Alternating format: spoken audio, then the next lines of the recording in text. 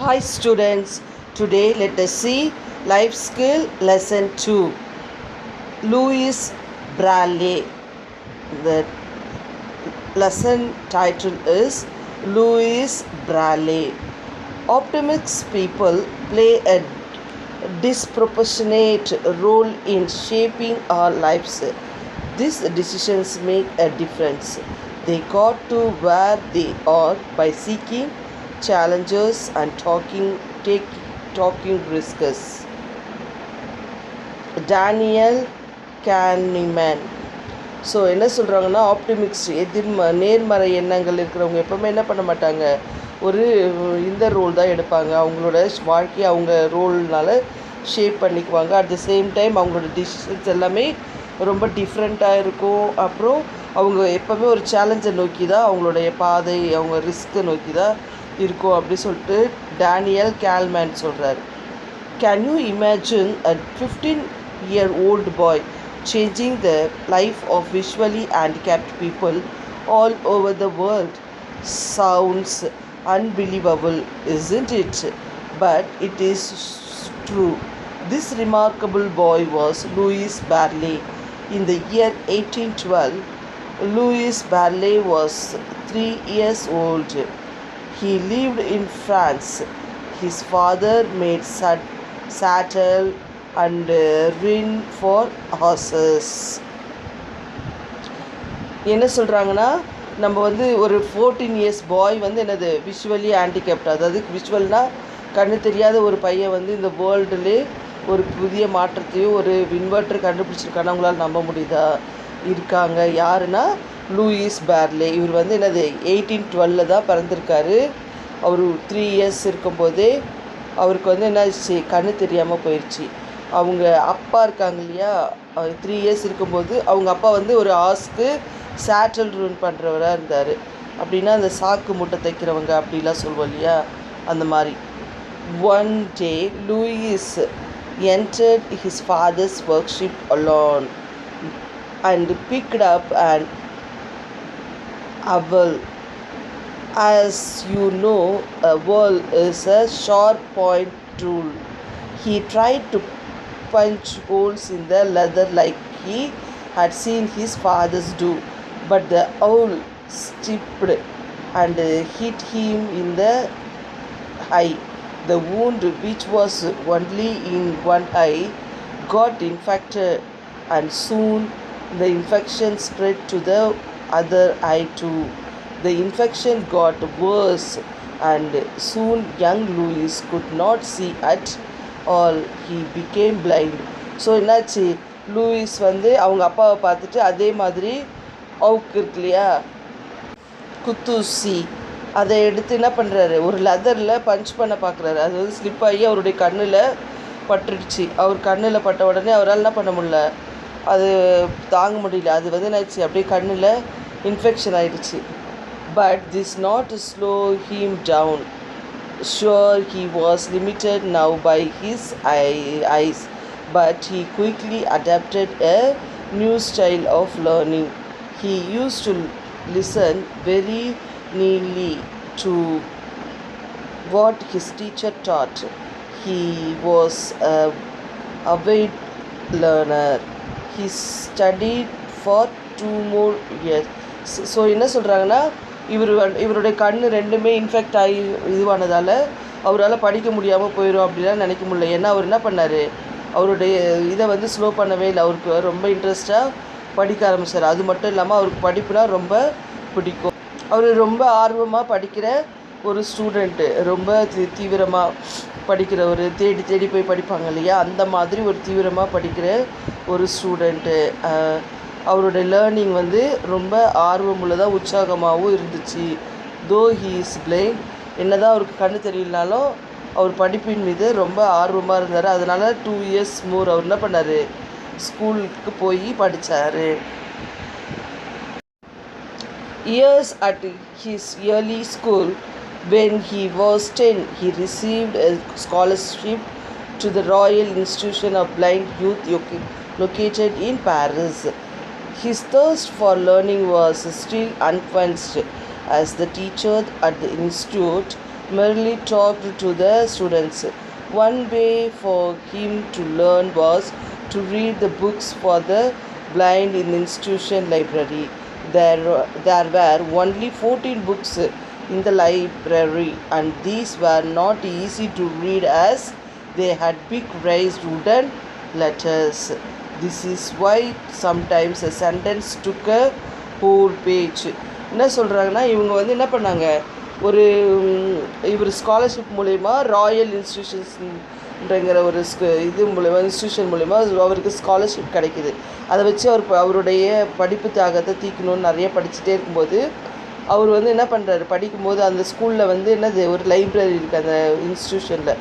அந்த லைப்ரரியில் வந்து பிளைண்டுக்குன்னு பார்த்திங்கன்னா 14 புக்ஸ் மட்டும்தான் இருக்குது. அதுவும் ரொம்ப பெருசாக இந்த மரக்கட்டையில் லெட்டர்ஸில் எழுதியிருக்கு.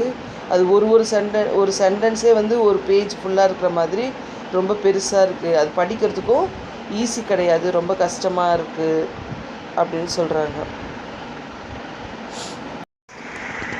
Even though it was difficult to hold these heavy books as much weighted more than 100 pounds, young Louis managed to read them all. At the same time, he never stopped thinking about how reading could be made easier for the blind. அவருக்கு வந்து என்னது, அதை தூக்கிக்கிட்டு அந்த wooden இதை தூக்கிக்கிட்டு அது ரொம்ப வெயிட் 100 பவுண்ட்ஸ் கிட்ட வெயிட்டாக இருக்குமா. ஆனாலும் அவர் மேனேஜ் பண்ணி எல்லாத்தையுமே படிப்பாராம். அவர் படிக்கிறத மட்டும் ஆனால் நிறுத்தலை. அட் த சேம் டைம் அவர் திங்க் பண்ணுறாரு, இந்த ரீடிங்கை எப்படி ஈஸியாக பண்ணுறது, பிளைண்டுக்கு வந்து இது என்ன ஈஸியாக எப்படி மாற்றுறது அப்படிங்கிறது மட்டும் அவர் மைண்டில் ஓடிட்டே இருந்துச்சு. One day, a French army captain, Charles Barbier, visited the institution. He had come to share his inventions. It was a system of rises dots, which he invented for the soldiers to pass information to each other during battle without being heard. Though the system was difficult to be mastered, Louis not only mastered it but also was sure he could make it simpler.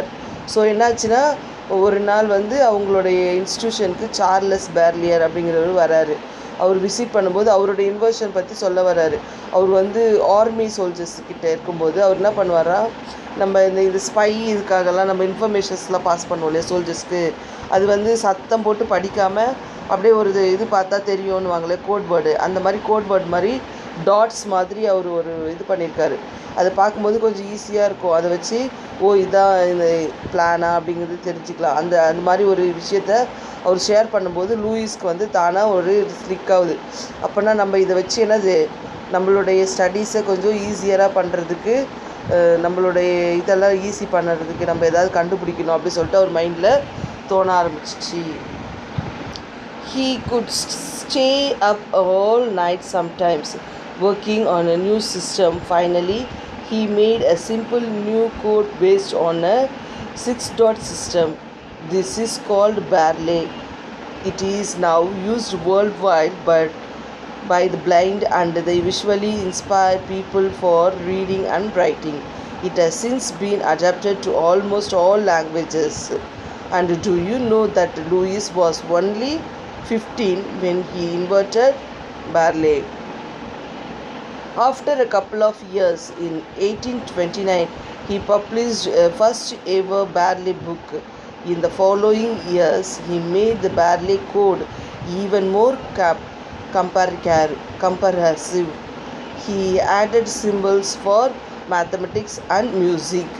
So என்ன சொல்கிறாங்கன்னா, இவர் என்ன பண்ணார், அதுக்காக day and night கஷ்டப்பட்டு try பண்ணிகிட்டே இருக்கார் எப்படி கண்டுபிடிக்கிறதுன்னு. அதுக்கப்புறம் அவருக்கு இந்த டாட் டைப்பில் வர 6-dot டைப்பில் வர ஒரு சிஸ்டமை கண்டுபிடிக்கணும்னு பிளான் பண்ணார்.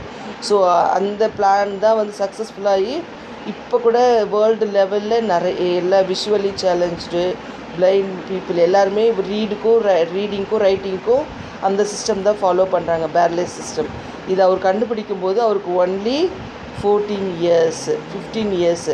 அதுக்கப்புறம் 2 இயர்ஸ் கழித்து 1829 அவர் வந்து Braille புக்கு ஒன்று பப்ளிஷ் பண்ணுறாரு. இதனால் அவருக்கு வந்து என்னது, அது வந்து ரொம்ப கம்பேரிசிவாக ஒரு ஃபார்மேட்டிங்காக இருந்து பக்காவாக பிளான் பண்ணி நல்லா செய்வாங்க சொல்லுவாங்க இல்லையா, அந்த மாதிரி அவர் இன்னும் கொஞ்சம் அதில் மெருகூட்டி அழகுபடுத்தி எவ்வளோ ஈஸியாக படிக்க முடியும் பண்ண முடியும் அப்படிங்கிறத பண்ணார். இந்த சிம்பிள்ஸ்லாம் இது வெறும் லெட்டர்ஸ்க்கு மட்டும் இல்லாமல் அவர் வந்து இந்த சிம்பிள்ஸ்லாம் வந்து என்னது மியூசிக்ஸ்க்கு மேத்தமெட்டிக்ஸ்க்கு எல்லாத்துக்குமே யூஸ் பண்ணுற மாதிரி கண்டுபிடிச்சார். Do you know that it means it helped the blind study mathematics as well as music. Barley script and his another contribution in the field of education for blind show not only Louis' intelligence but also his determinations despite his handicap. Today, almost all countries make use of Barley books for the visual inspired. So என்ன சொல்கிறாங்கன்னா இவருடைய இந்த கண்டுபிடிப்பால் mathematics music எல்லா விதத்துலேயும் scripts படிக்கிறதுக்கு இது ஒரு பெரிய எஜுகேஷனில் வந்து இது ஒரு பெரிய சாதனையாக அமைஞ்சிச்சு. இவர் வந்து வெறும் பிளைண்டுங்கிறதால மட்டும் பிளைண்டு இவருடைய இன்டெலிஜென்ஸ்னால இதை கண்டுபிடிச்சாருன்னு சொல்ல முடியாது. மெயினாக என்னென்னா அவருடைய அந்த பிளைண்ட்னஸ்ன்ற ஒரு ஹேண்டிகேப்டை உடச்சி எல்லாராலையும் சாதிக்க முடியும் அப்படிங்கிறத நிரூபித்து காட்டியிருக்காரு. இன்றைக்கி கூட இவருடைய அந்த இன்வென்ஷன் வந்து பேர்லே புக் வந்து எல்லா நாடுகள்லேயும் பயன்படுத்தி அதனால் எவ்வளோ பேர் விஷுவலி சேலஞ்சு பீப்புள் நிறைய பேருக்கு இது ரொம்ப பயனுள்ளதாகவும் அவங்க படிக்கிறதுக்கும் ரொம்ப ஹெல்ப்ஃபுல்லாகவும் அமைஞ்சிருக்கு.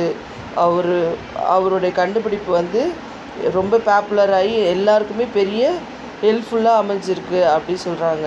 மெயினாக என்னென்னா அவர் என்ன நினச்சிருப்பார், நம்மளை போல் பிளைண்டாக இருக்க எவ்வளோ பேர் அவர் கஷ்டத்தை வந்து அடுத்தவங்களோட கம்பேர் பண்ணி அவங்களுடைய கஷ்டத்தை தீர்க்கணும், நம்ம கஷ்டத்தையும் மாற்றணுன்ற மாதிரி அவர் இன்வெர்ட் பண்ணி எல்லாருக்குமே உதவியாக இருந்திருக்காரு. Moral of the story: we should help people who are differently abled. They also have all right like us, especially a right of education. So இதனுடைய மாரல் என்னென்னா, நம்ம என்ன பண்ணோம், கண்டிப்பாக டிஃப்ரெண்ட்லி ஏபிள்டு பீப்புளுக்கு வந்து ஹெல்ப் பண்ணணும். அவங்களுக்கு அவங்களுடைய குறைய வந்து ரொம்ப இதுவாக பிரபலப்படுத்தி கிண்டல் அடிக்கிறத விட்டுட்டு அவங்களுக்கு எந்த விதத்தில் ஹெல்ப் பண்ண முடியும் அப்படி சொல்லி நினச்சி ஹெல்ப் பண்ணணும். At the same time especially இப்போ நீங்கள் ஸ்டூடெண்ட்டாக இருக்கிறதால உங்களுடைய சக தோழர்கள் அப்படி இருப்பாங்க இல்லையா, அதில் ஸ்லோ லேர்னர்ஸ் அந்த மாதிரி இருக்கிறவங்கள வந்து நம்ம என்ன பண்ணக்கூடாது, கிண்டல் அடிச்சுட்டு அவங்களெல்லாம் வெறுப்பேற்றுறது அது மாதிரிலாம் இல்லாமல் அவங்களையும் நம்மளை போல் படிக்க வைக்கிறதுக்கு என்னென்ன பண்ண முடியும் அப்படி சொல்லிவிட்டு அவங்க சூழ்நிலையை புரிஞ்சுட்டு அவங்கள படிக்க வைக்கலாம். இல்லை வேறு யாராவது ஹேண்டிகேப்ஸ் யாராவது கூட இருந்தாங்கன்னா அவங்களுக்கு நிறைய ஹெல்ப் பண்ணலாம். அந்த மாதிரி சின்ன சின்ன இதெல்லாம் வந்து நம்ம என்ன பண்ணோம், இந்த வயசுலேயே கற்றுக்கிட்டு நம்ம இது பண்ணணும். அட் த சேம் டைம் உங்களுக்குள்ளே ஒரு குறைபாடு குறை இருக்குது அப்படின்னு நீங்கள் ஃபீல் பண்ணிங்கன்னா அதை வந்து என்ன பண்ணக்கூடாது, அதுலேயே எனக்கு இந்த குறை இருக்குது, என்னால் இது பண்ண முடியாது, நான் இவ்வளோ தான் அப்படி சொல்லிவிட்டு அதுக்குள்ளேயே இல்லாமல் என்ன பண்ணணும், அதுலேருந்து வெளியே வரணும். ஒரு கண்ணு தெரியாத ஒருத்தர் என்ன பண்ணுறாரு, இந்த வேர்ல்டு ஃபுல்லாக கண்ணு தெரியாதவங்களுக்காக ஒரு ஸ்கிரிப்ட் எழுதி அதை ஒரு இன்வென்ஷன் ஒரு கண்டுபிடிச்சி ஒரு மெத்தடை கண்டுபிடிச்சி எல்லோரும் பயன்படுற மாதிரி பண்ணுறாரு. அப்போ நமக்கு கடவுள் வந்து என்னது கண் கை கால் எல்லாமே நல்லபடியாக கொடுத்துருக்காரு. அப்போ நம்ம இதை எவ்வளோ நல்ல விதத்தில் யூஸ் பண்ணலாம் இல்லையா. ஸோ கடவுளுக்கு எப்போவுமே நம்ம நன்றி சொல்லிவிட்டு நமக்கு கொடுத்த அந்த கடவுள் கொடுத்த இந்த வாழ்க்கையும் வாய்ப்பையும் என்ன பண்ணக்கூடாது, தேவையில்லாமல் வேஸ்ட் பண்ணாமல் அதை ஒரு பயனுள்ள விதத்தில் பயன்படுத்தணும். நம்ம பயன்படுத்துறது மட்டும் இல்லாமல் நம்மளுடைய செயல்களும் நம்மளுடைய எண்ணங்களும் மற்றவங்களுக்கு பயனுள்ளதாக அமையணும் அப்படின்னு திங்க் பண்ணும். So here I complete the lesson children. Thank you.